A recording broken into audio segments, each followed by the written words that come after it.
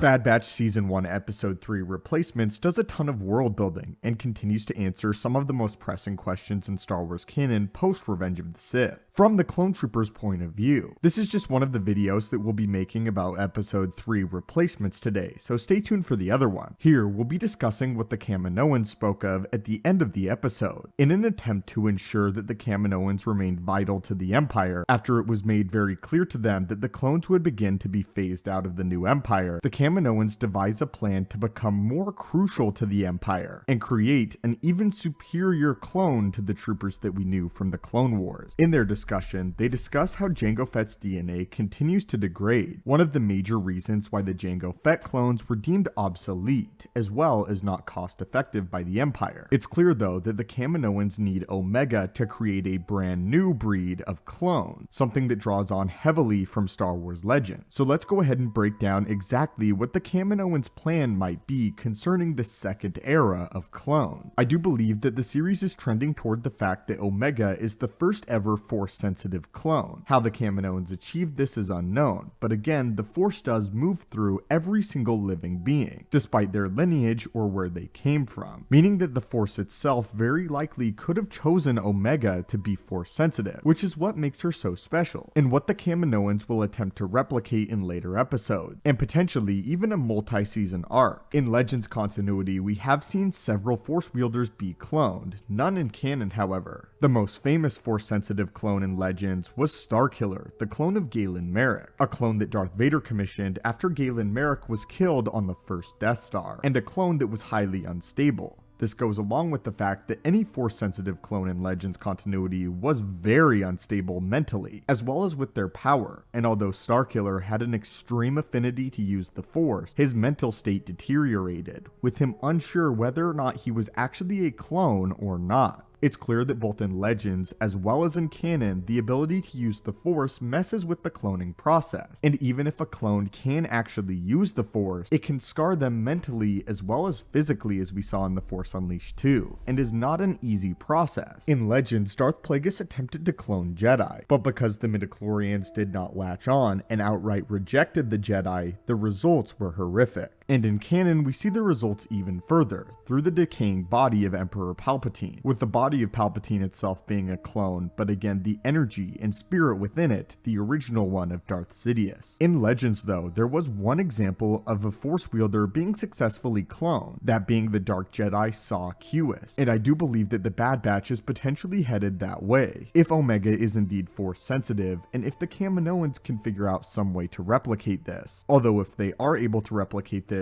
I believe it will result in a monstrosity. Back to the Cuis clones though. The Cuis clones were 6 prototype clone stormtroopers bred from the genome of Saw Cuis, a Dark Jedi who served as one of Emperor Palpatine's personal assassins. Through the Prime clone in Saw Cuis, they gained a connection to the Force as they were cloned perfectly, and the midichlorians surprisingly latched on, something that Plagueis was never able to achieve, thus making them a unique batch compared to the rest of the soldiers in the Stormtrooper Corps, all of whom were cloned from the templates of ordinary humans at that period in time, some of which still remaining Jango Fett. Their creation and training were closely monitored by the Emperor and his apprentice, the Sith Lord Darth Vader, as part of an experiment to create a battalion of obedient clone soldiers trained in the ways of the dark side of the Force. In addition to his connection to the Force, Cuis was chosen as a template by Vader because of his sense of loyalty, a trait that the Dark Lord hoped the clones would inherit from the deceased Dark Jedi. However, these plans would be interrupted by another Dark Jedi. This other Dark Jedi, known as Shevan, was the personal trainer besides Darth Vader of the Saw Cuis clone, and believed that he could overthrow Vader and Palpatine with the help of the 6 clone troopers. The clones' insurrection came as a great surprise to the Imperials, with the exception of the Emperor, whom Vader observed to be suspiciously calm given the situation.